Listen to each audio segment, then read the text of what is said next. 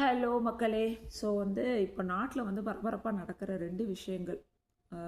ஒன்று நம்மளுடைய இன்டர்நேஷ்னல் லெவலில் பார்க்க போனோம்னா ஈரான் இஸ்ரேல் வாரு, ப்ளஸ் நேஷ்னல் லெவலில் பார்த்தோம்னா நம்மளுடைய துரந்தர் படம், நம்ம தமிழ்நாட்டு லெவலில் பார்த்தோம்னா நம்ம டிவிகே டிஎம்கே. ஸோ ஒரு மக்களை எப்படி டைவெர்ட் பண்ணலாம் அப்படின்னு, அப்போ டிவிகே டிஎம்கேலேருந்தும் டைவெர்ட் பண்ணணும்னா த்ரிஷா விஜய், அதுலேருந்தும் நம்ம டைவெர்ட் பண்ணணும்னா அடுத்து ஜூலி, அதிலேருந்தும் நம்மளை டைவெர்ட் பண்ணணும்னா அடுத்து இப்போ இந்த மீரானுடைய வீடியோ. ஸோ எப்படியெல்லாம் ஒரு மனுஷனை மெயின் இஷ்யூ ஆக்சுவலாக அந்த வாரே இன்னொரு விஷயத்தை டைவெர்ட் பண்ணுறதுக்கு, அதாவது எப்ஸ்டீன் ஃபைல்ஸ். ஸோ இந்த மாதிரி பல விஷயங்கள் ஃபைல்ஸ்லேருந்து டைவெர்ட் பண்ணுறதுக்கு வாரிலேருந்து டைவெர்ட் பண்ணுறதுக்கு துரந்தர் படம், துரந்தர் படத்துலேருந்து டைவெர்ட் பண்ணுறதுக்கு இங்கே டிவிகே டிஎம்கேலேருந்து டிவிகேலேருந்து டைவெர்ட் பண்ணுறதுக்கு ஜூலி கிலி, அப்படியே போகுது பார்த்தியா எப்படி மக்களை பரபரப்பாகவே வச்சுருக்காருங்க.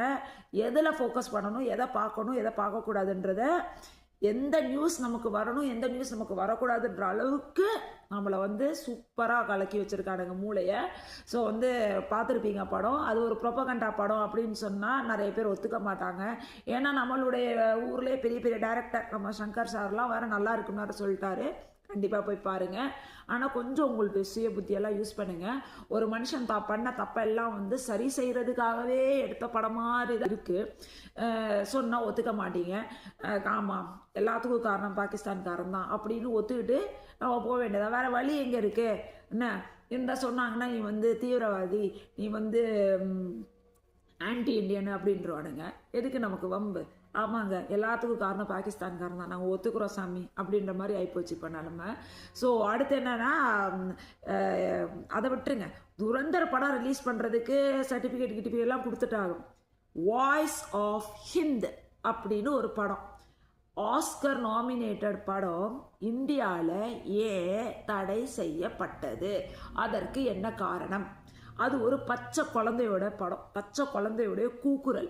அவள் கார்ல இருந்து தன்னை சுற்றி இருக்க எல்லாருமே இறந்து போய் கிடக்காங்க, தனியாக இருக்கா, தன்னை காப்பாத்துங்கன்னு சொல்லி ஒரு ஹெல்ப்லைனுக்கு கால் பண்ணி பேசுகிற உண்மையான வாய்ஸ் ரெக்கார்டிங்கோடு எடுத்த அந்த படத்தை இந்தியாவில் ஏன் பேன் பண்ணணும்?